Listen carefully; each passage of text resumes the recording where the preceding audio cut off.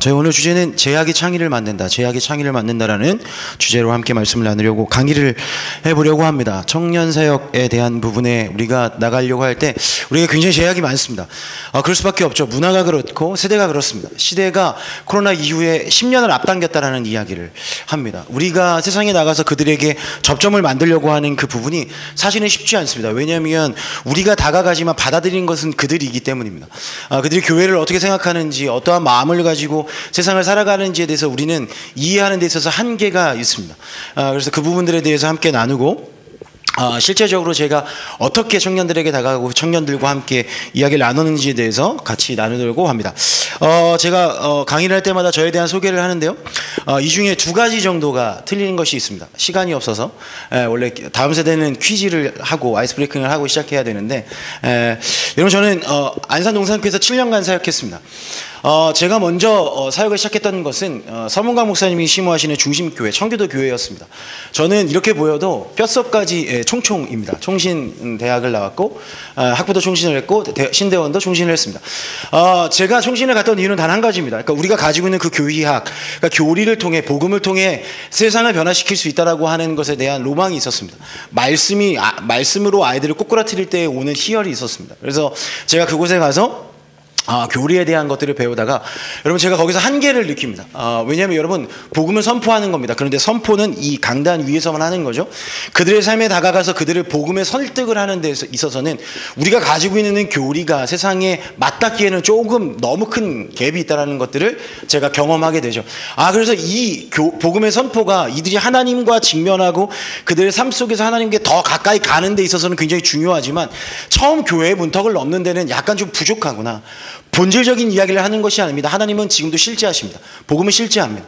근데 실제적으로 그들의 삶 가운데 복음을 가지고 가는 데 있어서는 복음의 선포가 약간은 좀 부족하다라는 것들을 제가 경험했습니다. 그래서 제가 안산동산교회로 도망칩니다. 여러분 저는 첫 살찌에 가자마자 저는 그곳에서 제가 가장 잘했던 설교를 꺼냈습니다. 내가 어떻게 살아왔는지, 내가 뭐 운동도 하고 런닝맨 우리 열심히 달려보자 했다가 당회에 끌려 올라갔습니다. 첫 주에 어디서 이단이 왔다고. 왜냐하면 청교도 신학이기 때문에 성경 이외의 것을 이야기하지 말아야 되는 것을 제가 그때 처음 알았습니다. 그때부터 저는 반항이 시작됐습니다. 한 번은 또 올라갔던 적이 있습니다. 아이들 데리고 찬양 집회에 갔는데 웬걸 그때부터 앞에 있는 찬양 인도자분이 가자마자 애들 보고 일어나서 뛰라고 시켜가지고 다음 주에 난 또 끌려 올라가겠구나. 역시나 끌려 올라갔습니다. 그럼에도 불구하고 아이들과 열심히 최선을 다해서 있다가 제가 그러면 어떤 것이 이 시대의 아이들에게 그들을 하나님 만날 수 있는, 직면할 수 있는 것들이 될까에 대한 고민 속에서 대형교회에 가서 그들이 가지고 있는 프로그램이나 그들이 가지고 있는 시스템을 통해서 세상에 나아갈 수 있을까에 대한 마음이 있었습니다. 하루는 학부 수업 가운데 열심히 수업을 하고 있는데 신대원생에 대한 리크루팅이 올라왔습니다. 난 학부생인데 신대원생이다. 저는 인생이 빠꾸가 없습니다. 가고 싶으면 가야 됩니다. 근데 생각을 한 거죠. 신대원생만 뽑으니까 내가 그냥 퍼블릭하게 가면 안 되겠구나. 그래서 흰색 티셔츠에 동그란 안경을 끼고 V를 찍은 채 웹캠으로 찍어서 이력서를 보냈습니다. 됐습니다. 됐고요. 처음 면접을 보러 가는데도 그냥 가면 안 되겠다. 그래서 빨간색 니트를 입고 어떻게든 한번 눈에 띄어서 한번 가보겠다라는 마음에 그렇게 마음을 가지고 안산동산교회에 입성을 하게 되죠. 제가 그곳에서 7년 동안 1000명의 아이들에게 말씀을 전했습니다. 1000명의 아이들에게 말씀을 전하는데 가면 갈수록 저에게 목회적 양심 그리고 갈증이 생겼습니다. 왜냐하면 매주 진짜 열심히 말씀을 전하는데 이 새끼들이 변하지 않는 거죠. 그러니까 내가 가지고 있는 이 복음이 실제고 내가 만난 하나님은 진짜 하나님이고 내 인생을 바꿀 만한 하나님인데 이들의 인생에 있어서 구원 그 이후의 삶이 구별되지 않은 것을 보면서 도대체 무엇이 하나님을 만나게 하고 그들의 삶을 변화시킬 수 있는 것인가에 대한 갈망을 가지고 제가 개척했습니다. 개척한 이유는 그것이 가장 큰 이유고, 또 하나는 안산동산교회 은퇴 목사님인 김희중 목사님은 항상 사역자를 만날 때마다 긁습니다. 야성도 없는 놈. 야성 빼면 아무것도 가지지 않는 저에게 야성 없는 놈이라는 말은 만날 때마다 긁혔습니다. 개척해라. 그래서 제가 100명이 넘는 목회자들이 있는 그곳에서 워크숍 때 개척해라라고 할 때 전도사인 저 혼자 손 들고 제가 개척하겠습니다. 그리고 그리고 전도사 때 개척해서 나왔습니다. 로이드 존스 목사님 로마서 강의를 10번 이상이 아니라 정말 20번, 30번 이상 읽었던 것 같습니다. 왜냐하면 제가 처음 갔던 곳은 청교도 교회였고 수요예배, 금요예배 때는 로이드 존스 목사님이 로마서 강의를 그냥 강독하는 것이 예배 순서였기 때문에 그렇죠.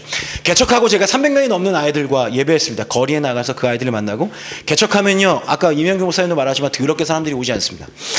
그래서 제가 거리에 나가서 만날 수 있는 사람은 거리에 시간이 많은 위기 청소년들밖에 없었습니다. 제가 지금 하는 얘기는 그렇습니다. 제가 만약에 나가서 처음 만난 것이 직장인이라면 저는 직장인 사역을 했을 겁니다. 만약에 제가 제일 처음 만난 것이 어머니, 아버지들 사역이면 저는 장년 사역을 했을 거고요. 처음 만난 아이들이 캠퍼스에 있는 대학생들이었다면 저는 캠퍼스 사역을 했을 거예요. 근데 제가 제일 처음 만난 친구들은 거리에서 방황하고 있는 위청소년들이었습니다. 300년이 넘는 아이들과 제가 코로나 이전에 예배를 드렸고요.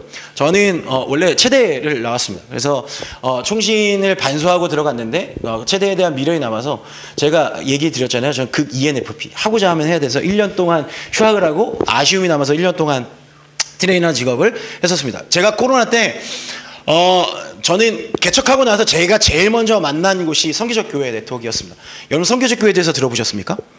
선교적 교회의 가장 큰 특징은 이것입니다. 과거에 우리의 교회는 우리가 어떤 행위를 통해서 하나님 나라의 확장을 한다. 우리가 전도잔치를 통해서, 우리가 공동체적으로 무엇인가 교회에서 행사를 통해서 교회의 확장성을 이야기했습니다. 선교적 교회는 반대입니다. 하나님께서는 이미 우리가 있는 캠퍼스와 직장 가운데 일하고 계십니다. 아멘이십니까? 네, 우리가 그 하나님이 일하고자 하는 그곳에 순종하는 마음으로 거기서 참여하는 것이죠.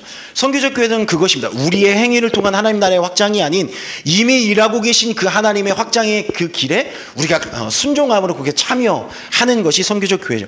선교적 교회에 들어갔을 때 가장 처음에는 굉장히 작은 부분에서 시작된 거죠. 목회자의 이중직, 겸직에 대한 부분이었습니다. 저는 경험하지 않고서는 이야기하지 않습니다. 오늘 제가 여러분들에게 이야기하는 것은, 여러분 흑백요리사 보셨죠? F&B는 데이터 기반으로 하는 것입니다. 제가 이야기하는 것은 저는 궁금하면 다 해본 거죠. 그래서 여러분 이중직도 해봤습니다. 제가 코로나 때 100에 10만 원짜리 성신여대 한진한신 아파트에서 시작해서 덮밥집을 시작했고요. 그리고 300에 30만 원짜리 위례에서 카페를 시작했습니다. 카페는 한 달에 10,000명이 넘는 사람들이 왔고요.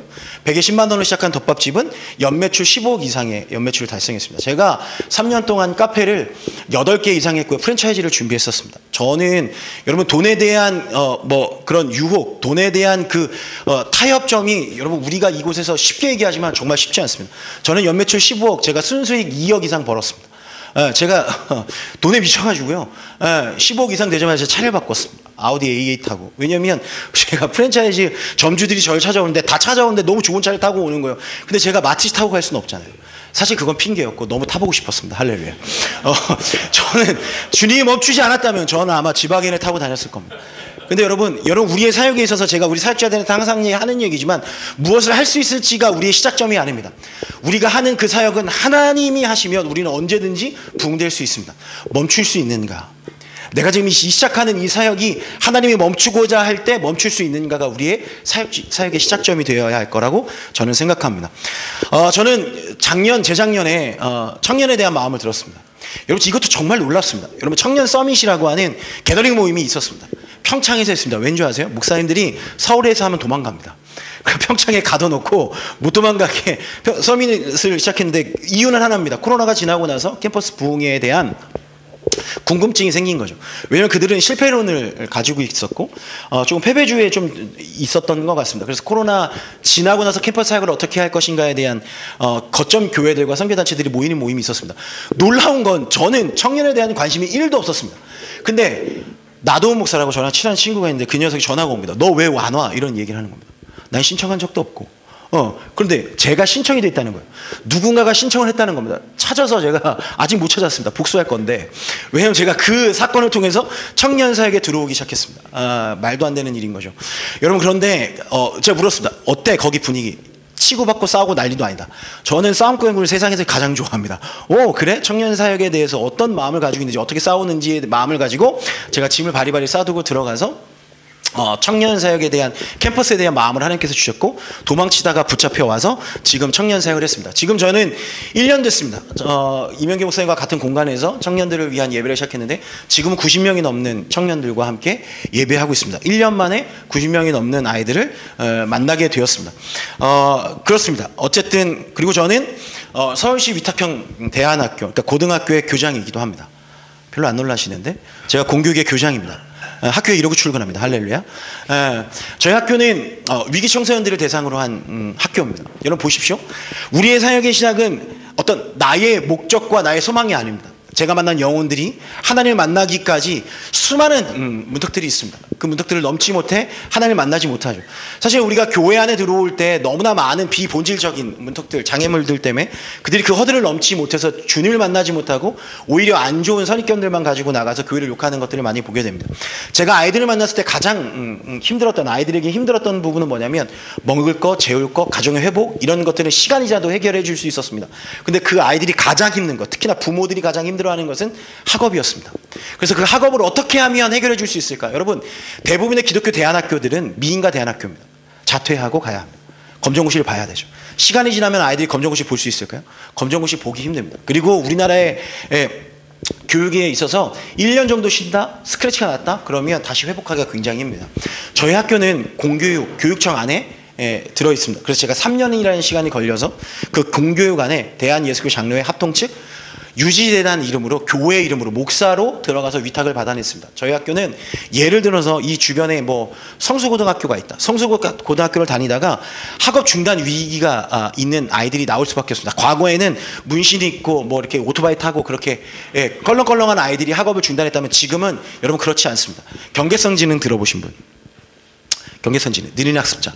여러분 우리 종합심리검사를 하면 K-위스크라고 하는 웩슬러 검사가 있습니다. 지능검사인데 60점에서 80점 사이가 경계선 지능에 포함되는 아이들입니다. 60점 미만이면 이게 자폐 스펙트럼에 들어갑니다. 그러니까 우리가 눈으로 봐도 이 아이가 아프구나. 그래서 특수교육 영역으로 들어가는데 60에서 80점 사이의 이 아이들은 우리랑 똑같은 모습을 하고 있는데 지능이 낮은 겁니다. 강대상 올라가지 마. 다음 주에도 또 올라옵니다. 우리는 혼냅니다. 아니요. 아픈 겁니다. 그럼 이 아이는 치료받아야 하고 다른 방식으로. 그러니까 예전에 군대에 있어서 뭐 고문관, 교회에서 여러분 전 세계적으로 14% 이상이 경계선 지능 안에 있습니다. 학교 안에 20명 중에 4, 5명은 경계선 지능에 걸려 있는 겁니다. 한 명만 있어도 학교에서 수업이 불가능할 정도로. 근데 이 아이들이 특수 영역으로 들어가지 못하기 때문에 어디도 갈 수 없습니다. 누가 품어야 하죠? 교회가 품어야 합니다. 교회 안에도 가장 많은 경계선 지능 아이들이 있습니다. 근데 우리는 경계선 지능 이들이 있는지 없는지도 모릅니다. 부모들이 그 아이 때문에 그들의 삶을 포기할 정도로 굉장히 큰 사회적 이슈가 되어 있습니다. 그런 아이들도 있고요. 심리적으로 불안한 아이들이 굉장히 많습니다. 우울, 공황. 여러분 또 중독에 빠져 있는 친구들이 있습니다. 마약 중독. 여러분이 생각하는 그 정도가 아닙니다. 여러분 우리나라는 전 세계에 있어서 마약이 산업화되어 가는 중입니다. 마약이 정말 여러분 뭐 코인도 이번에 트럼프가 되면서 굉장히 높았다고 하지만 가장 현물화할 수 있는 가장 최고의 가치의 사업이 마약입니다. 우리나라는 지금 모든 하수처리장에서 모든 마약이 검출될 정도로 전 세계에서 가장 각광받는 마약 시장이 되었습니다. 마약 중독, 도박 중독, 정말 많은 어려움 가운데 있는 아이들이 저희 학교에 돌아오면 놀라운 건 그들이 저희 학교를 다니지만 성수고등학교 졸업장이 그대로 나옵니다. 학적부가 그대로 적힙니다. 놀랍죠. 이게 성경적인 겁니다. 그래서 저희들이 이 아이들의 본질적인 문제를 해결해서 다시 학교로 돌려보는 게 저희들의 목적입니다. 여러분 보십시오. 아이들이 문제가 생겼습니다. 대안이 필요해. 대안학교로 와서 얘네들이 하나님 복음을 만나서 그들이 변화된 모습을 받고 우리 안에서만 머뭅니다. 세상이 우리가 서로 사랑할 때 세상이 주를 바라본다고 했는데 기독교 대안학교는 우리들끼리 모여있기 때문에 우리들이 무엇을 하는지 기독교에 있는 애들이 아무것도 모릅니다. 여러분 초중고등학교를 졸업한 아이들이 물었습니다. 대학생들에게 초중고등학교 때 단 한 번이라도 교회에 가본 적 있는가? 80% 이상이 단 한 번도 교회 문턱을 밟아보지 않았습니다. 하나님을 믿는가의 질문이 아닙니다. 한 번이라도 교회 가본 적이 있는가? 한 번도 없습니다. 그건 뭐냐면 성경학적으로 복음 제시가 10번 이상 복음 제시, 10번 이상 교회를 그냥 문턱을 밟아봐야 복음을 받아들일 수 있는 준비가 돼 있다라고 얘기하는데 단 한 번도 복음에 대해서 들어보지 못한 친구들이 여러분 80% 이상이라는 겁니다. 그래서 저희는 이 아이들의 본질적인 문제를 해결하고 다시 원적교로 돌려보냅니다. 그럼 그들이 변화된 것을 보죠. 질문합니다. 어떻게 변화되었는가? 세상이 포기하고 다 포기했는데 너 어떻게 변화됐어? 거기에서 그들의 질문에 복음으로 대답할 수 있는 것이 저희 학교의 목적인 거죠. 그래서 저는 그런 학교의 교장입니다. 여러분 제가 이 사역들을 20년간 청소년 사역과 청년 사역을 하면서 제가 경험한 것이 있습니다. 복음만이 그들의 삶의 그 결핍, 부족한 부분을 채울 수 있습니다. 복음은 어떠한 변화를 만드는가? 여러분 복음 모든 것을 바꿀 수 있습니다. 모든 것을 바꾸려면 여러분 먼저 그의 나라와 그의 의를 구할 때 하나님이 주시는 모든 것을 채울 수 있습니다. 재정, 관계, 예배당 뭐 이런 모든 부분들. 제가 가서 항상 강의할 때마다 묻습니다. 목사님은 어떻게 재정적으로 어떻게 개척할 수 있었습니까? 여러분 제 답은 이것입니다. 영혼을 돌볼 때 하나님께서 재정도 채우십니다. 아멘이십니까? 아멘 안 하실 텐데. 여러분 저희의 소울브리지 교회 10년 동안에 하나님의 도우심은 엄청납니다. 저희는 어떻게 개척하셨습니까? 여러분 청소년, 청년 부흥하고 싶습니까? 제가 방법을 알려드리죠. 주식 투자와 똑같습니다. 1억을 벌려면 어떻게 하는지 아십니까? 2억을 투자하면 됩니다. 여러분은 어느 정도 투자하십니까? 교회가 가지고 있는 이렇게 표현하면 그렇지만 투자를 하지 않고 여러분 원래 하이리스크 하이리턴입니다. 단 한 푼도 투자하지 않은 채 그들이 교회 안으로 들어오기를 원한다는 건 여러분 말도 안 되는 겁니다. 여러분 아이돌 그룹이 하나 런칭하는데 어느 정도의 브랜딩 비용이 드는지 아십니까? 최소 300억입니다. 300억 그리고 그 안에 정말 타이트한 그런 스케줄 가운데 여러분 그들을 훈련시키고 그들을 브랜딩하고 그들을 오픈했을 때 겨우겨우 그들이 가지고 있는 그 문화의 파워를 가지고 브랜딩을 가지고 구찌를 팔고 그들의 음원을 팔 수 있는 거죠. 교회는 어느 정도 그들을 위해서 투자하고 있습니까? 여러분 그래서 여러분 기본적으로 우리에게는 그 무엇보다 하나님만이 하실 수 있는 부흥이 필요합니다. 우리가 하고 있는 선한 일, 우리가 하고 있는 그들에게 위로 그건 세상도 합니다. 오히려 우리보다 금융치료, 아이들은 금융치료를 훨씬 더 원합니다. 돈 주면 옵니다. 그럴싸하면 옵니다. 화려하면 옵니다. 여러분 그런데 우리는 그것을 원하는 것이 아닙니다. 그래서 우리는 하나님만이 하실 수 있는 부흥이 필요한 거죠. 저희는 그래서 넘버스 예배라고 하는 1년여 가운데 그런 청년 예배를 준비하기 위해서 코어 멤버들과 가장 먼저 나눈 것이 이것입니다. 그들에게 다가갈 때 하나님만이 하실 수 있는 부흥이 필요하지만 우리에게는 혁신적이어야 하고 또 그 안에 전통적이어야 한다. 그들에게 다가갈 때는 그들의 모습으로 다가가지만 그들이 우리 안에 들어왔을 때는 여러분 이 안에 우리가 들어왔을 때 세상과 똑같은 이야기를 하면 그들은 다시 오지 않습니다. 그들의 결핍을 채울 수 있는 그 무언가 우리에게는 하나님께 주신 말씀이 있습니다. 그리고 공동체가 있습니다. 그래서 가장 성경적이면서 가장 동시대적으로 그들에게 가야 하는 그 광면이 있습니다. 그래서 저희는 사명선언을 만들고 매 예배 때마다 청년들이 이것을 읽고 세상으로 나아갑니다. 변화하는 세상에서 변하지 않는 복음을 전하기 위해 이를 변증과 지혜로 어느 누구와 나누면서도 타협하지 않고 오히려 예수 그리스도의 유일성을 선포하는 교회가 되려 합니다. 저는 매주 캠퍼스에 나갔습니다. 심지어 저는요 석가탄신일 때 여러분 제가 매주 나가서 챌린지를 했습니다. 뭐 캐치 돈도 붙여보고요, 꽃도 나눠주고요, 커피도 주고요. 안 된다고 하는 것은 다 했습니다. 선교단체에서 이제는 그거 안 됩니다라는 것을 다 해봤어요. 왜요? 이제 얘네들 안 나가보고 얘기하는 것 같은데, 이야기만 듣고 얘기하는 것 같은데, 그래서 가서 해봤습니다. 다 됩니다. 다 돼요. 다 할 수 있습니다. 여러분 오히려 그들은 코로나가 지나고 나서 완전 백지 상태가 됐습니다. 이게 신천지인지 이게 뭔지 아무것도 모릅니다. 우리가 먼저 제시하는 것이 교회는 이렇게 전도하는구나. 여러분 그러니까 우리의 생각과 우리가 가지고 있는 고정관념을 깰 필요가 있습니다. 그렇게 너무 잘하고 나니까 국민일보에서 연락이 왔습니다. 우리가 하는 그 캠퍼스 사역을 찍고 싶다고. 너무 화가 났죠. 얼마나 고생해서 내가 캠퍼스 사역을 열었는데 이걸 공짜로 먹으려고 이 방송놈들. 그래서 제가 국민일보가 왔을 때 어느 대학으로 간다고 얘기 안 하고 석가탄신일 주에 제가 그 국민일보 사람들 데리고 어디로 갔을까요? 동국대를 갔습니다. 할렐루야. 여기 국민일보 기자들이 있어요. 막 약 올리고. 놀라운 건 뭔지 아십니까? 여러분 우리가 국민일보에 동국대에 전도하러 가면 안 됩니까? 오히려 그들 막 진짜 석가탄신일 주일에 거기서 막 탑차 오고요. 막 말도 안 되는 막 축제들 하는데 거기 가가지고 스님들과 인사하고 축하드립니다 인사하고 막 촬영하고 저는 목사인데요 너무 축하드립니다. 분위기가 어떤지 서로 리스펙하고 너무너무 나이스하게 저희들이 받아주는 것을 보게 됩니다. 사실은 궁금했죠. 동국대에 다니는 크리스천 청년들이 어떤 마음으로 다니는가.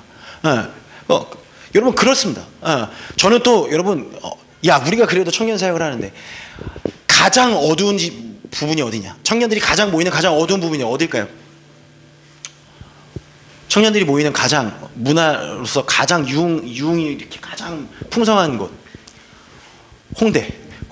그래서 저희는 홍대에 매달 한 번씩 불금 전도를 갔습니다. 새벽 1시부터 홍대 클럽 앞에서 저희들이 뭐 했을까요? 달고나를 구웠습니다. 홍대 애들이 미쳐가지고요. 우리가 그 앞에서 전도질 안 해도 아무도 보지 않아요. 그런데 여러분 그들을 어떻게 하면 꼬실 수 있을까? 달고나 냄새는 모든 냄새를 덮는다. 달고나를 한 이유는 있습니다. 우리 청년이 그런 얘기를 하더라고요. 목사님, 달고나를 구워줄 때 스몰 토크가 가능합니다. 달고나 냄새에 오면요, 스몰 토크가 난리도 아니었습니다. 막 생일이면 생일 축하해주고 막 진짜 난리도 아니었어요. 처음부터 제일 잘 됐을까요? 첫 주에 갔는데 아무도 보지 않는 거예요. 왜요? 우리가 그냥 박스를 가지고 빈티지하게 갔거든요. 야, 홍대는 이런 분위기가 어울리지 않을까? 빈티지하게 했는데 빈티지 안 통해요. 그 다음 달에 갔을 때 어떻게 했는지 아십니까? 저희 청년 중에 테슬라 Y를 타고 다니는 애가 있습니다. 테슬라 깔아라. 차가 없는 도리에 테슬라를 깔고 테슬라를 시동을 끄면요, 스피커 기능이 됩니다. 위로브 노래를 틀고. 어디세요? 클럽 앞에서요. 여러분, 저희 영상을 한번 찾아보십시오. 여러분, 제가 그들을 만나서 하는 컨텐츠는 딱 두 가지밖에 없습니다. 내가 나이가 어떻게 되게. 애들이 술 취하면 눈에 뵈는 게 없습니다. 20대 같아요. 그래, 스타벅스 쿠폰 하나 주고. 여러분, 내 직업이 어떻게 될까? 내 홍대 카페 사장님 같아요. 뭐 운동 선수 같아요. 뭐 복싱 선수 같아요. 나 목사야. 놀랍게도 그때부터 그들의 고민을 토해내기 시작합니다. 내가 이 자리에 왜 왔는지, 여자친구랑 싸웠는데요. 데려와.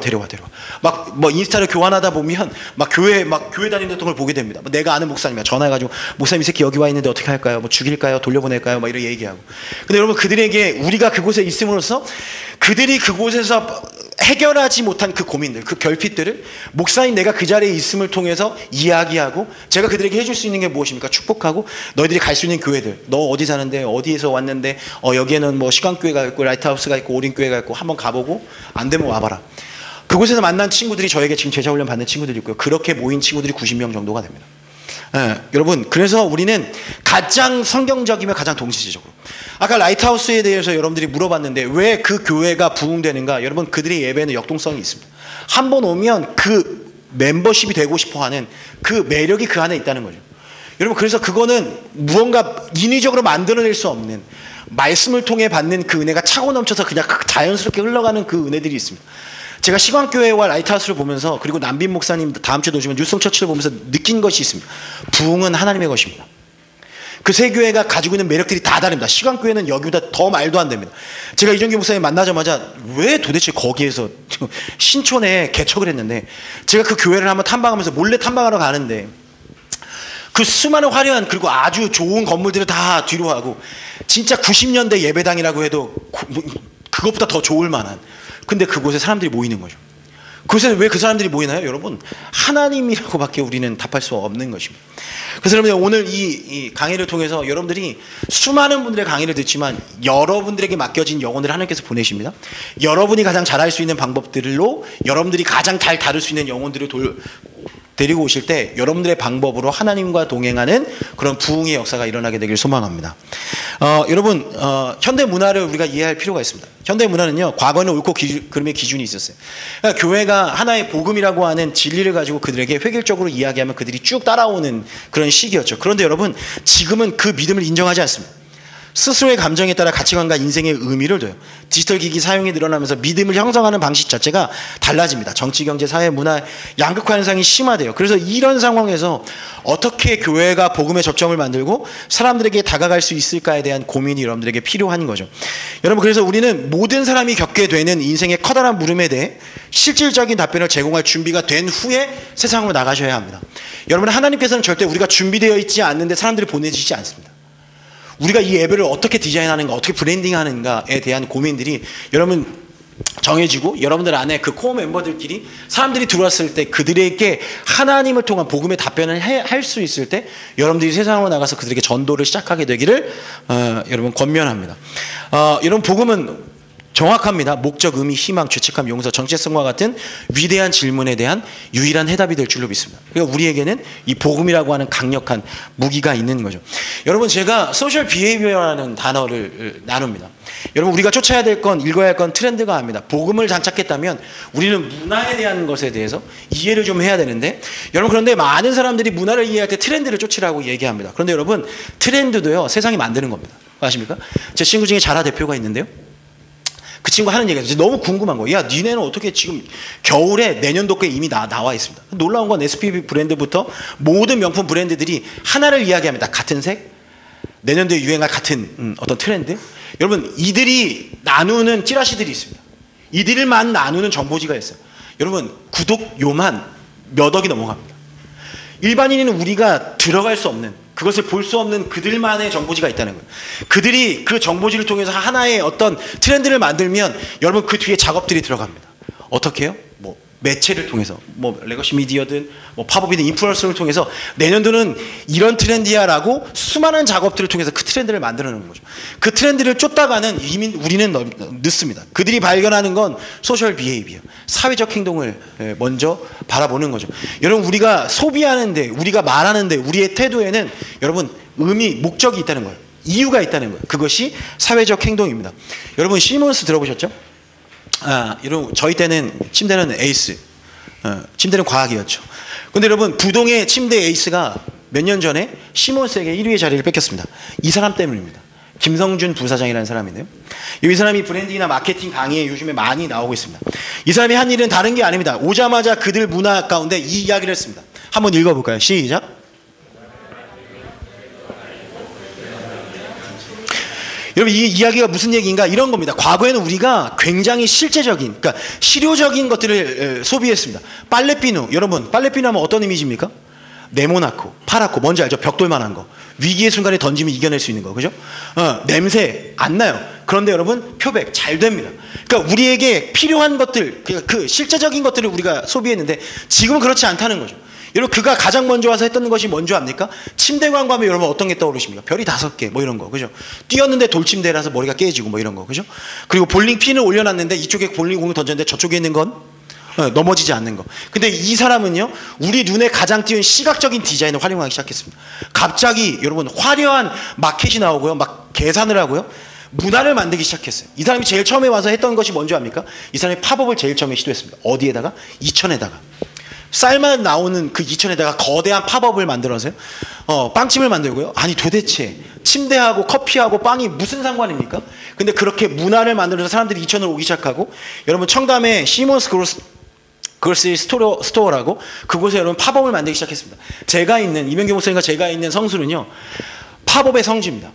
제품이 나오면 그 물건이 가장 먼저 팔리는 곳입니다. 그곳에 가면요 주일날 저희 교회 앞에도 팝업이 있는데요, 가장 세상에서 이쁘고 아름다운 누나들이 사람들을 꼬십니다. 들어오시면 공짜로 드린다고. 그럼 여러분 다 들어갑니다. 홀려서 들어가요. 먹을 거 주고요, 묻고요, 뭔가 잘해줍니다. 그리고 마음이 열렸을 때 뭘 합니까? 제품을 사용하게 합니다. 왜냐하면 지금 시대는요 경험하는 시대거든요. 경험하는 시대예요.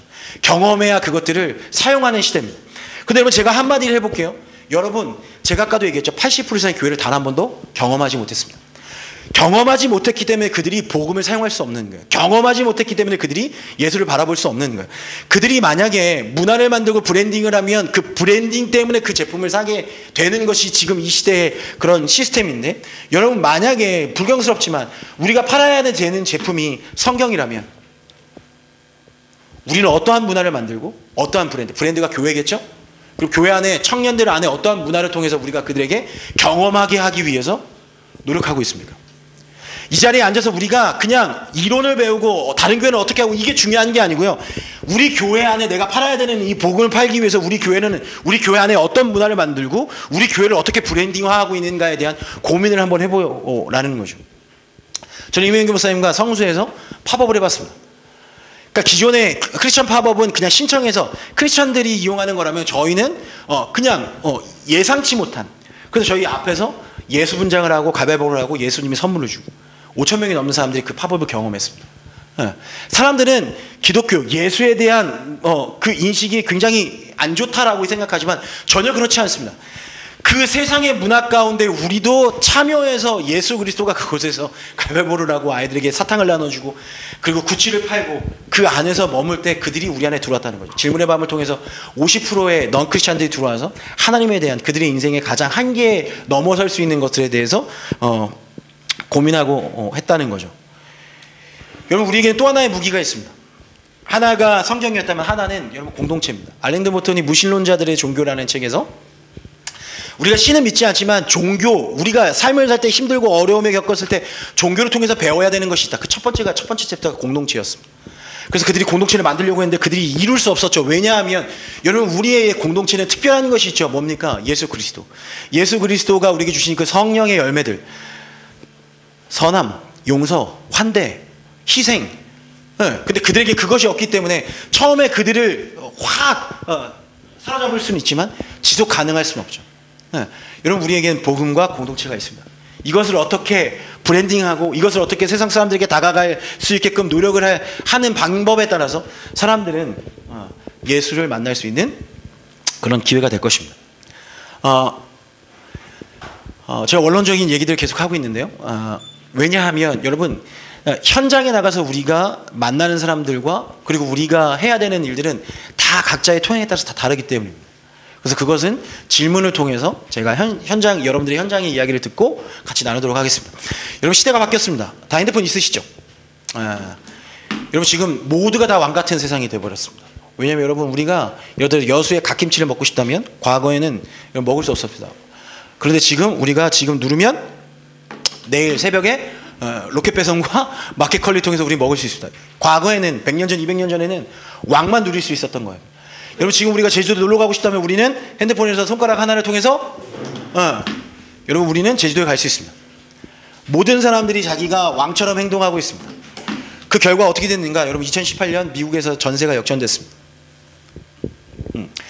여러분 개신교보다 믿지 않는 no religion 무신론자들이 훨씬 더 많아진 사건이 2018년도에 벌어졌습니다. 우리의 캠퍼스도 마찬가지죠.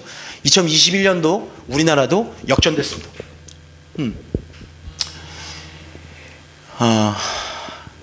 여러분 그 중심에는 MZ세대가 한국의 중심에 있기 때문입니다. 내가 왕처럼 살아가는 나의 삶을 위해서 나의 나라와 나의 의를 구하는 사람들이 한국의 중심이 섰기 때문입니다. 여러분 한번 읽어보시죠. 아니 이거 MZ라고 읽으시면 큰일 나는 겁니다. 여러분 몇 년 전부터 여러분 알파벳을 Z라고 읽지 않고요 MG라고 읽습니다. 그래서 제가 처음에 MZ라고 했다가 욕 겁나 먹었습니다. MG라고 읽습니다. 여러분 보세요. 여러분 일하는 노동자들 중에 MZ 30, 40, 50이 제일 많습니다. 근데 놀라운 건 여러분 돈은 50, 60 세대가 제일 많지만 부모 세대들이 돈은 있지만 결정하는 건 누가 하죠? MZ 세대들이 합니다. 여행 갈 때 누가 예약하죠? MZ세대들이 예약해요. 왜요? 부모님들 할 수가 없어요. 그래서 다 MZ세대들이 결정하고 있습니다. 근데 MZ세대들의 특징이 뭐예요? 수평적이고 수평적. 말광눈 아시나요? 다 수평적입니다. 근데 교회는 어떻죠? 수직적인 문화가 굉장히 많죠. 저희 교회도 저희가 탑다운이라고 얘기합니다. 그런데 여러분 탑 오브 탑은 하나님이시죠. 여러분 하나님과 우리와의 관계 가운데 여러분 수직적인 관계가 될 수 있습니다. 그런데 여러분 수평적인 팀 사역을 이야기합니다. 제가 이따가 나눌 겁니다. 그런데 여러분 그 MZ 세대들이 교회 안에 어떤 핵심적인 이슈가 되는 것이 이 거대한 가속이 붙었다는 거예요. 무엇 때문에? 코로나 때문에. 10년 정도가 앞당겨졌다고 얘기합니다. 그래서 제가 여러분들에게 나누고 싶은 건 황인권이라고 하는 브랜딩 대표님이 이 데이터를 내놓았는데 여러분 이것들을 한번 나눠보면서 여러분들이 교회 가운데 여러분들이 내년도에 어떻게 적용할 것인가에 대해서 한번 같이 고민해 볼 수 있었으면 좋겠습니다. 여러분 아웃리서치의 100이라고 하는 사이트가 있어요. 미국의 부흥하는 100대 교회들을 이야기합니다.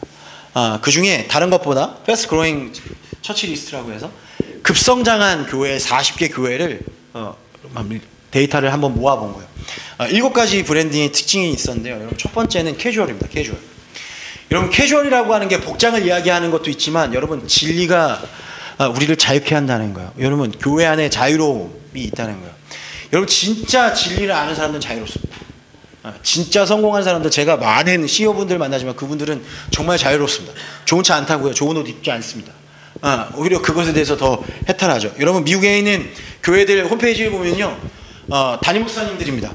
대부분 이 교회들은 10,000명 이상 되는 교회에 목사님들의 모습을 보게 됩니다.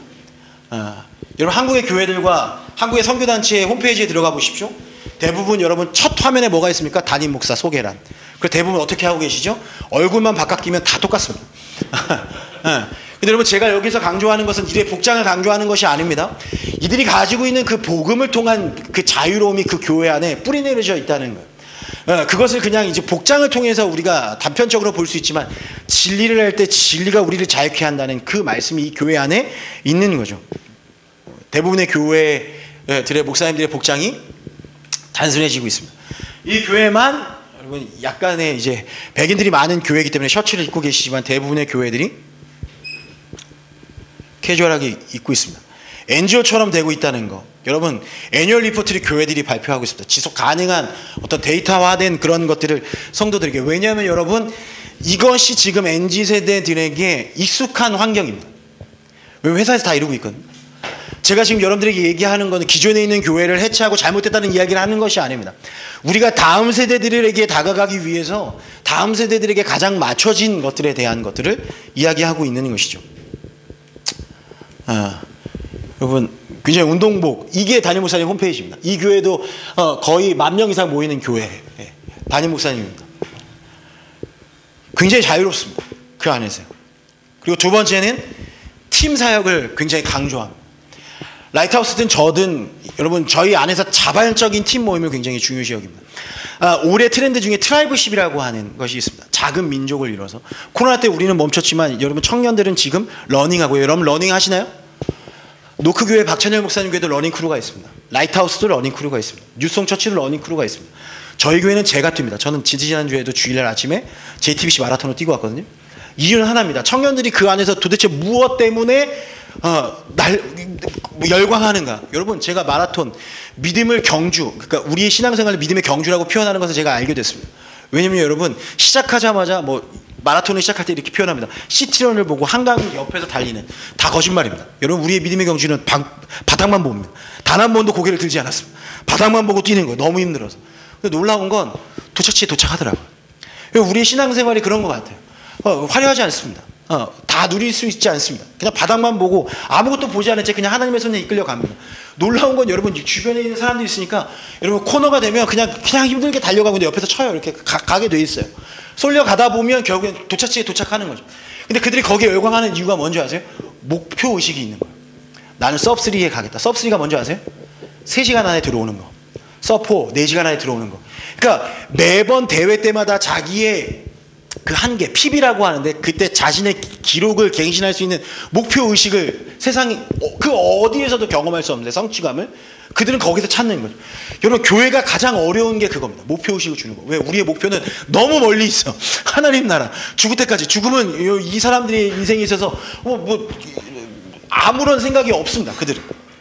그러니까 이 팀을 통해서 그들이 참여하고 싶어하는 그 목표 의식을 주는가. 복음 플러스 그들이 필요로 하는 것들을 채우는 것. 그래서 요즘 NGO들은 반지나 밴드를 주기 시작했던 것은, 여러분, 이 시대를 제너레이션, 미 제너레이션하고 얘기합니다. 나의 나라. 근데 이들에게 여러분, 나를 통해서 나를 발견하는 것에 대해서 한계를 느끼는 수많은 이들에게 복음을 통해서 나를 발견하게 해줄 때 그들이 교회에 머문다는 거죠. 과거에 우리는 집단사회였습니다. 농경사회에서 우리가 태어났다면, 여러분, 우리는 태어나자마자 농경사회에서 뭘 해요? 그냥 우리는 농부도 이런 거예요. 그죠? 의사의 집에서 태어나면 우리 부모님들이 막 의사 하니까 의사가 되는 거예요. 여러분, 저는 교회 안에서 맨날 잘하고 맨날 교회 안에서 가스라이팅이 당했기 때문에 저희 때 8명의 목회자가 나왔어요.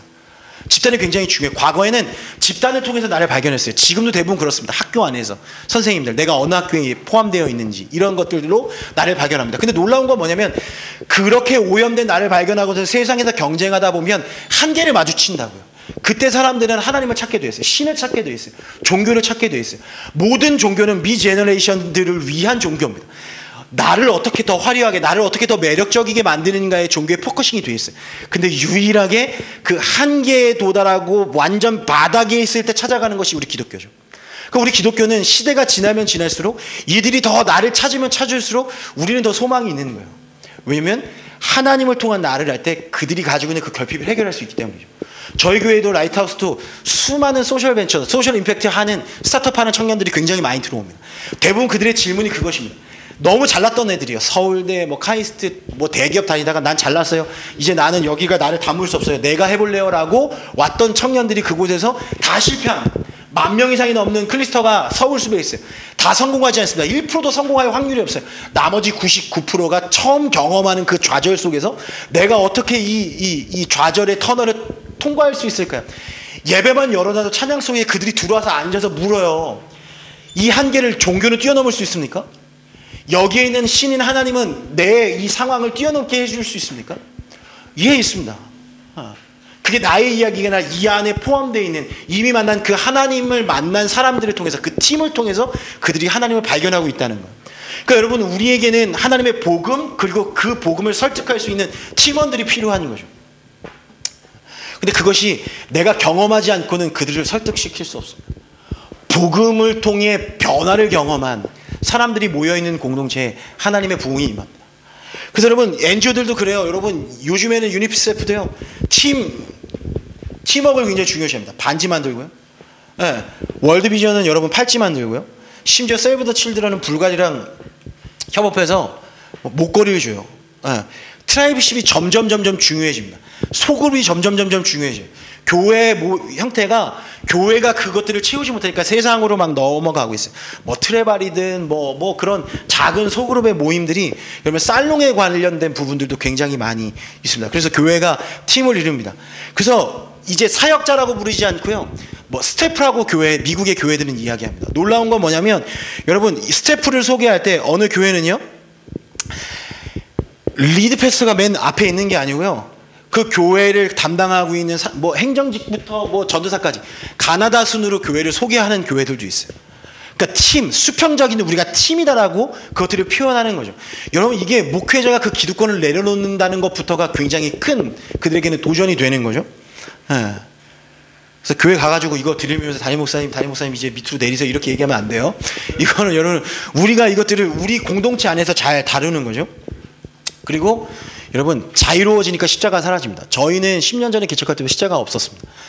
과거의 십자가는 어떤 의미였어요? 여러분 배고프고 힘들고 힘겨울 때 십자가를 바라보고 돌아와서 잘 때를 구하고 먹을 것을 구하는 그 십자가가 어떻게 보면 그들의 힘든 인생을 구원할 그런 목적으로 그 십자가들을 우리가 밝혀놨잖아요. 지금 저는 우리 성도들이 그런 얘기합니다. 진짜 너가 십자가라고. 여러분 내가 십자가인 거죠. 아멘이십니까? 네. 여러분 우리 안에 복음이 있으면 내가 성전이고 그 성전이 내가 다니는데 내가 하나님의 메신저가 되는 거죠. 교회들이 십자가를 없애고 있습니다. 그래서 모든 교회들이 뭐 간판에 십자가가 없고요. 40개 교회들 중에 십자가로 CI를 한 것들이 거의 대부분 없습니다. 대부분 찾기 어렵죠. 여러분 이것이 우리의 뭐 어떤 형식적인 변화를 뜻하는 것뿐만 아니라 진짜 본질을 붙잡는 싸움을 하는 거예요.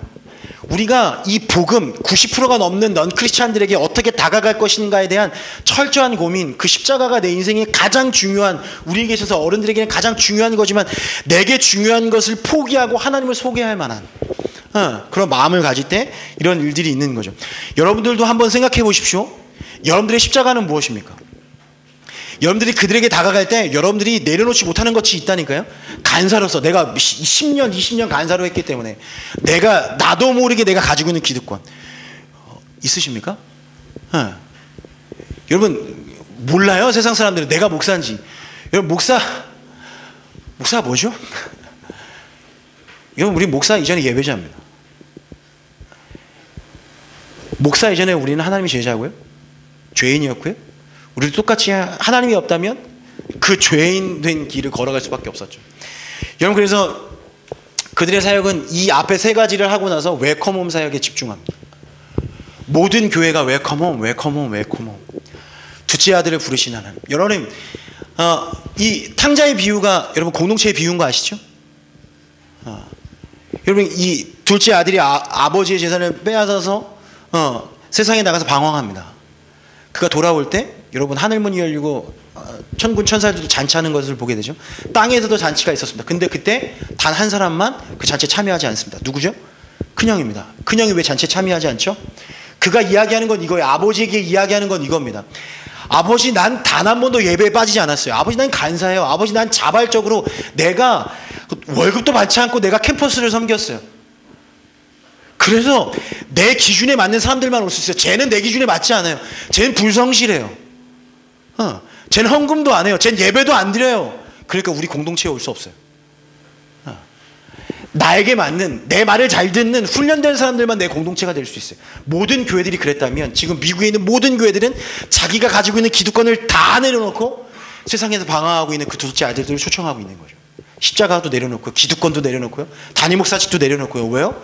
하나님이 그들을 향한 긍휼한 마음을 가지기 때문에, 하나님이 기다리고 있기 때문에 우리가 그 하나님의 마음을 품는 거죠. 여러분 그 마음을 가지고 세상에 나가서 그들을 만나지 않으면 그들은 압니다. 여러분 전도 한번 나가보세요. 교회에서 나왔습니다. 그들은 알아요. 뭘 알아요? 내가 너를 데려갈 거고 교회 앉힐 거고 훈련시킬 거고 너 헌금해야 될 거고 그 헌금은 내가 먹고 살 거고 교회를 운영할 거라는 거. 근데 여러분 저에게 전도가 먹히는 이유가 뭔지 아십니까? 아무런 목적이 없어요. 목사한테 밥 먹자. 그 끝이에요. 계속 밥만 먹어요. 언제까지요? 그들이 물을 때까지. 목사님 진짜 목사 맞아요? 목사 맞는데? 목사님 교회가 진짜 있어요? 교회 있는데 와볼래? 언제까지요? 그들이 먼저 물을 때까지요. 근데 오히려 그게 훨씬 더 빠르던데. 그래서 모든 교회들 홈페이지 보면 웰컴온 웰컴온 You will never walk alone. 다시는 절대 혼자 걷지 않게 않을 거예요. 교회 존재 이유가 목적이 뭡니까? 여러분? 선교단체의 존재 이유가 뭐예요? 웰컴온 웰컴온 웰컴온.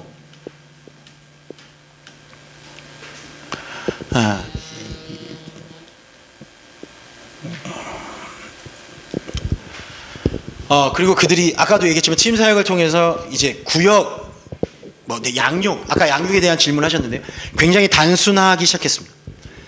왜냐하면 그 이유는 뭐냐면 여러분 그냥 단순화시키지 않습니다. 포커싱을 예배에 두는 거예요.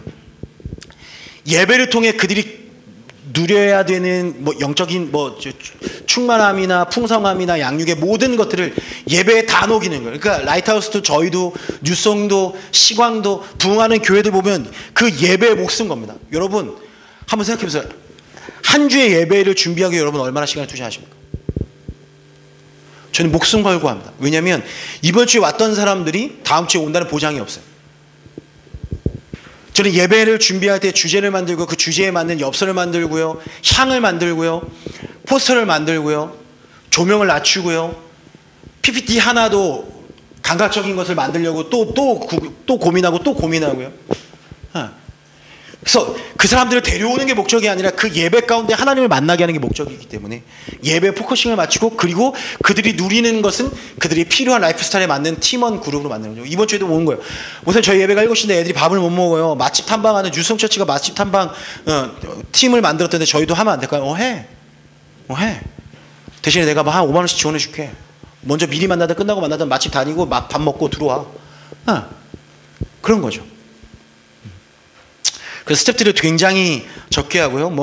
그로스 트랙이라고 해서 새신자들에게 다가가서 그들이 할 수 있는 그룹들 이런 다양한 그룹들을 만드는데 그것이 그냥 말씀을 배우는 것뿐만 아니라 그들의 라이프 스타일에 따라서 그 지역에 따라서 그 토양에 따라서 이따가도 나누겠지만 그 지역 맵을 만든 교회도 있어요. 이 안에 스타벅스가 고객 지형도를 만들듯이 이곳에 오는 사람들의 성향 데이터 리서치해서 그들에게 필요한 것이 무엇인지 그래서 차이를 만드는 팀들을 만드는 거죠.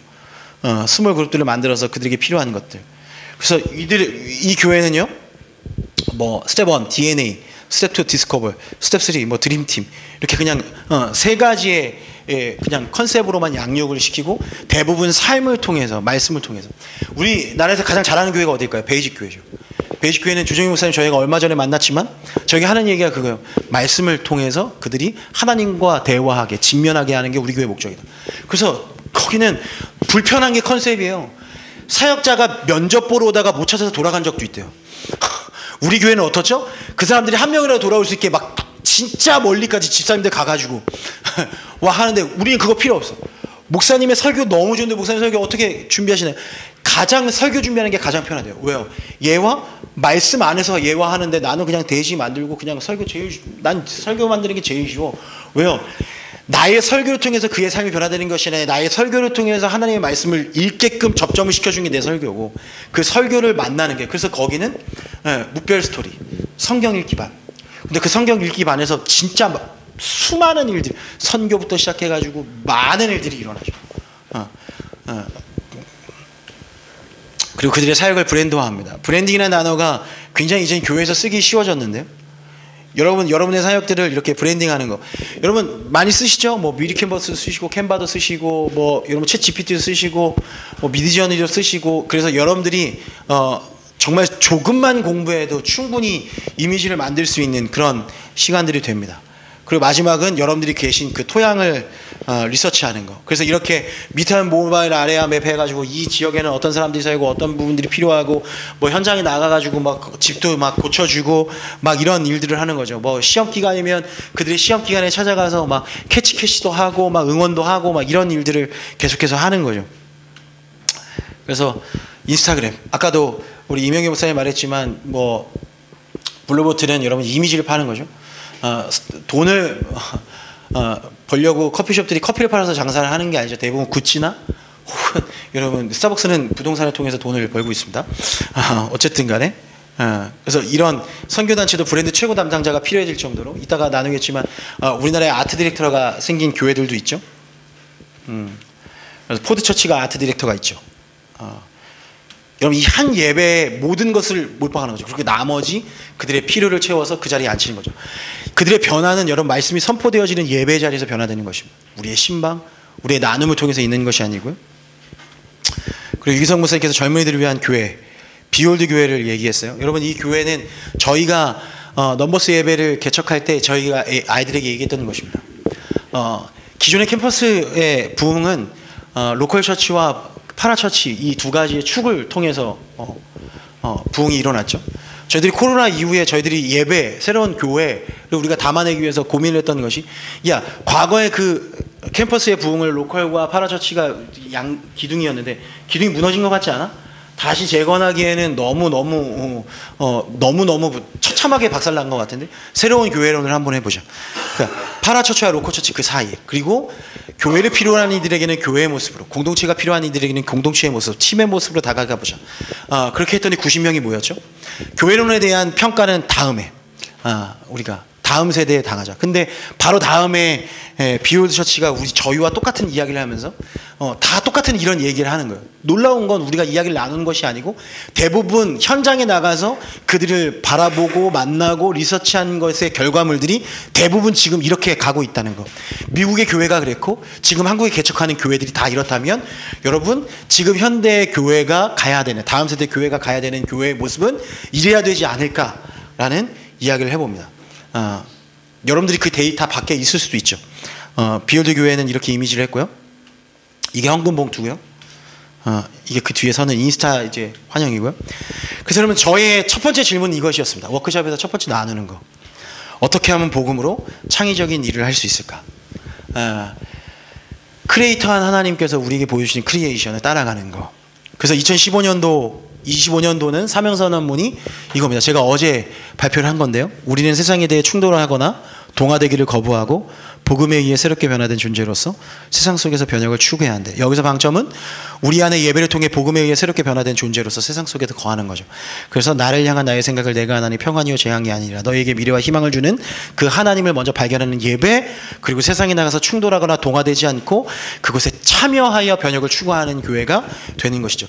그 일에 맞춰져서 저희가 홍대도 가고 캠퍼스도 가고 그들과 함께 나누는 일들을 시작했던 것이죠.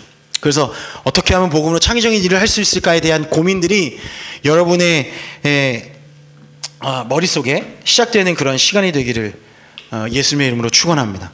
저희가 7가지 질문들을 이렇게 했어요. 복음은 무엇이며 어떻게 이 복음을 현대인의 마음에 다가오도록 제시할 것인가? 문화는 어떤 모습이며 우리는 문화에 어떻게 연결해서 어떻게 대항하면서 소통할 것인가? 우리는 어디에 있는가? 공경이와 문화 생산에 어떻게 그리고 얼마나 그리스도에 참여할 것인가?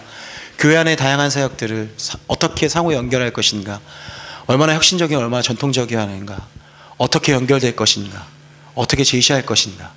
그래서 이렇게 찾아갔던 것은 캠퍼스와 홍대 클럽이었다라는 것입니다. 그래서 저희는 매번 만날 때마다 우리가 조금 희미해질 때마다 이 질문들을 다시 되짚어서 계속해서 우리가 처음 우리에게 주셨던 그 하나님의 마음을 가지고 세상으로 나가려고 발버둥치는 공동체 입니다.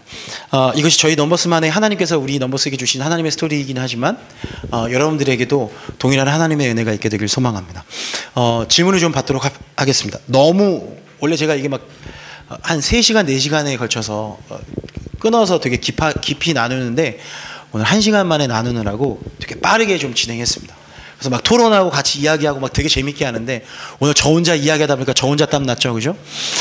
근데 여러분 진짜 한번 가감없이 한번 질문해 주시면. 저는 지금 부산에서 사역하고 있는데, 네. 저희 교회 제가 직원부님에서 여름 때 처음으로 이제 셔츠에 넥타이를 안 하고 올라가 봤어요. 네. 교회 역사 60년 이제 처음이라더라고요. 네.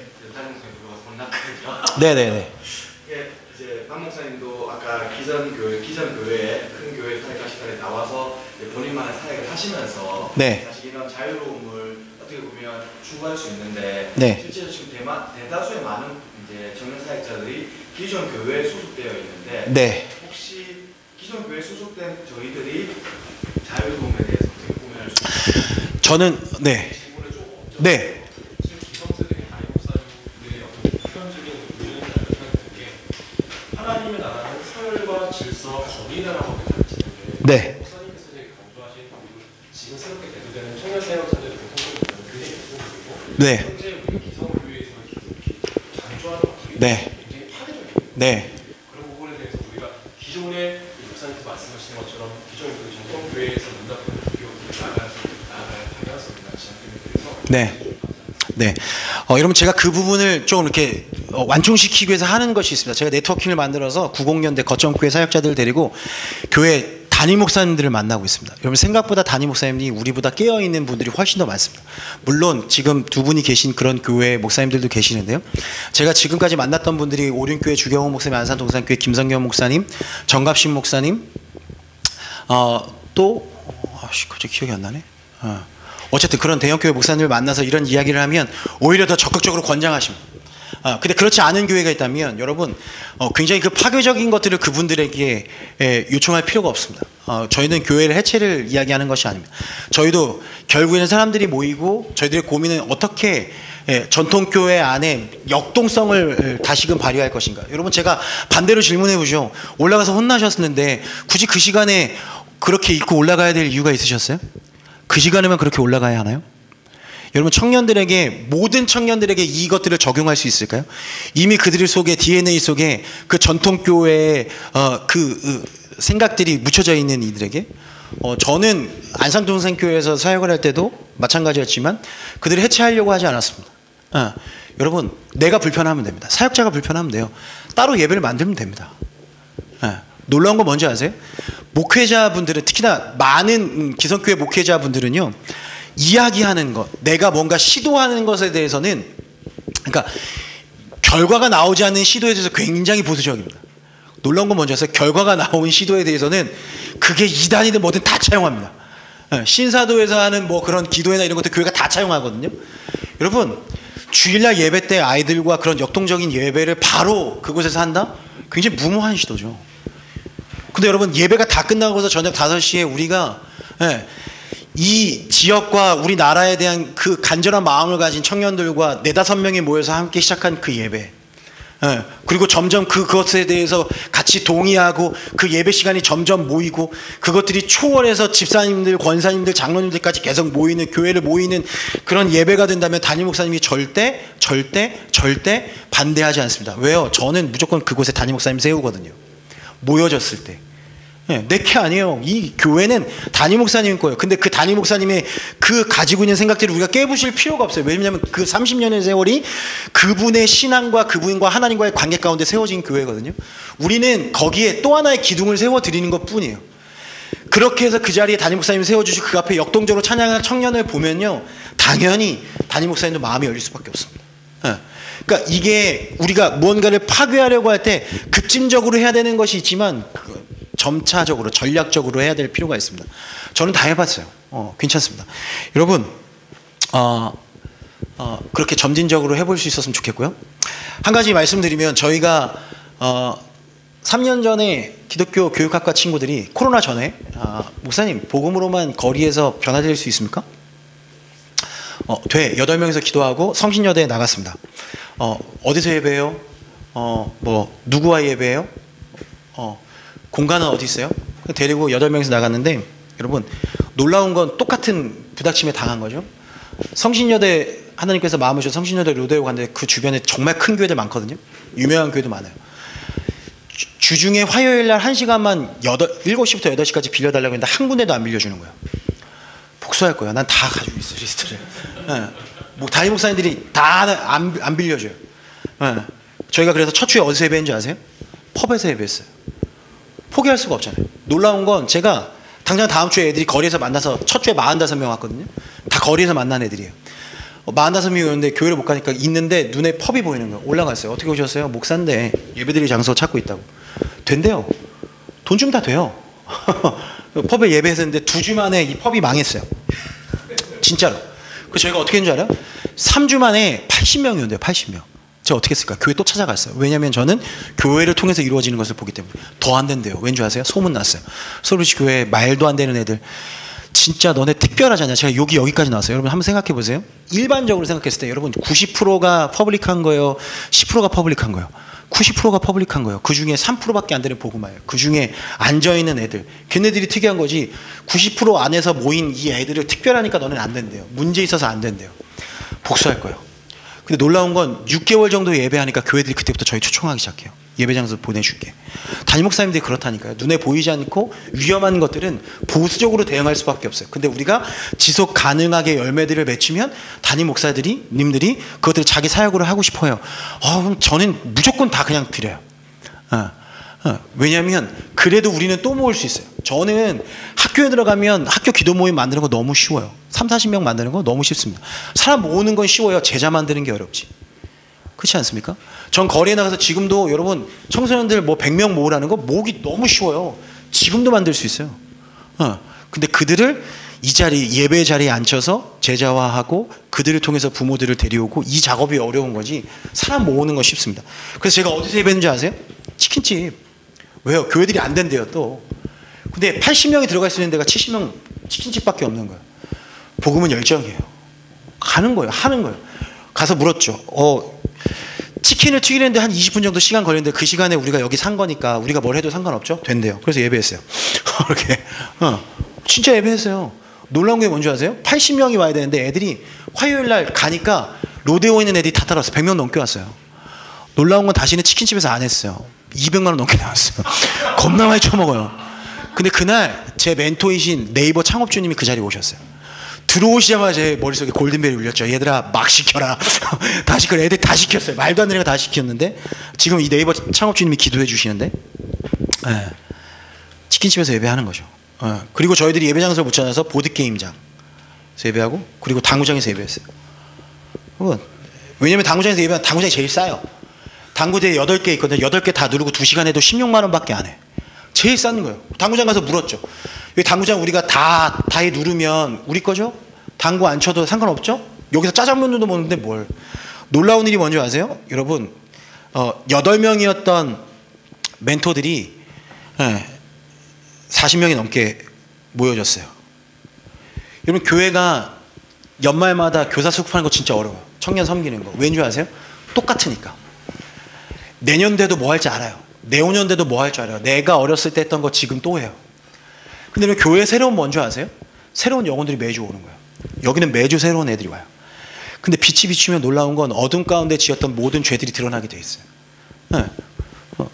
표면으로 보기엔 깨끗한 물이지만 휘저으면 밑에 있는 막 건더기도 뛰어오르고 막 흙탕물이 되는 것처럼 애들이 막 여기 있다가 막 소년원도 들어가고 막 왔다 갔다 해요. 그리고 나서 맨날 얘기해요. 간증해요. 제가 하나님 만난 것 같아요. 눈물을 흘리면서 도와주세요. 기도해 주세요. 그러니까 얘들이 신학교에 가가지고 자기들끼리 막 모으는 거예요. 목사님 더 좋은 거 주고 싶어요. 화요일 날 로데오 거리 당구장, 그 술집 많은 당구장에 애들이 드럼 세트 들고 풀 세션으로 40명이 넘겼어. 교회 새로움은 새로운 영혼들이 들어올 때 새로움이 시작되는 거예요. 우리 안에서 아무리 새로운 뭐 프로그램을 한다고 해봤자 거기서 거기에요. 교회의 새로움은 새로운 영혼들이 들어왔을 때 물이 맑아지는 거죠. 뭐 했어요 목사님? 여러분 말씀 그대로 읽었어요. 성경 그대로 읽었어요. 왜냐면 제가 하도 잔소리를 하니까 목사님 설교가 아니라 잔소리 같아요. 잔소리 나오죠. 이 새끼들이 맨날 사고치고 오는데. 그러니까 마가복음 그대로 읽고 예수님 소개하고 에베소서 통해서 그리스도의 삶에 대해서 얘기하고. 놀라운 건 얘네들이 성경을 처음 읽는데도 어떤 단어, 특정 구절에서 온도가 달라지는 걸 느껴요. 다 느껴요. 그러니까 숙연해지죠. 그러니까 이들이 끝나고 나서 물어요. 팀 나눔이 그냥 자연스럽게 이루어져요. 우리가 아까 묘했는데요. 이 단어는 무슨 뜻이에요? 이 구절은 어떤 뜻이에요? 애들이 묻는 거죠. 이게 자연스럽게 이루어졌어요. 매주마다 새로운 사람들 여기서 이렇게 축복 기도해주고요. 마지막 당구장에서 더 이상 예배를 드릴 수가 없어서 이게 8명으로 시작된 모임이 이만큼 됐어요. 40명이 넘는 멘토들이 모였고요. 그래서 저희들이 노래방 지하실을 빌려서 이제 그때부터 예배하기 시작했어요. 집회하고요. 그렇습니다. 그래서 그 얘기는 내가 불편하면 돼요. 부닥칠 것 같으면 따로 분리해서 하다가 나중에 합쳐도 돼요. 그게 정답입니다. 또 질문이 있으실까요? 여러분 살기 편안하시군요. 다들 지금 어디서 오셨죠? 어디서 오셨어요? 자매님. 회기 가깝군요. 가장 멀리서 오신 분들은 또 어디서 오셨을까요? 부산에서 오셨고, 고생하셨습니다. 전주에서 오신 분들은 없으신가요? 전라도 쪽에서 오신 분들은 거의 없으시고. 네, 좋습니다. 어쨌든 질문이 없으니까 마치겠습니다. 저의 이야기가 모두에게 적용되지는 않을 겁니다. 그런데 저의 이야기를 통해서 여러분들이 경험 그리고 느꼈으면 하는 것은 하나님은 지금도 일하고 계십니다. 하나님 실제하십니다. 여러분의 사역 현장에도 여러분 간절히 부르짖고 찾고 두드리면 하나님께서 그 사역 현장 가운데 여러분들의 가장 잘 맞는 옷으로 여러분들을 사용하실 줄로 믿습니다. 감사합니다.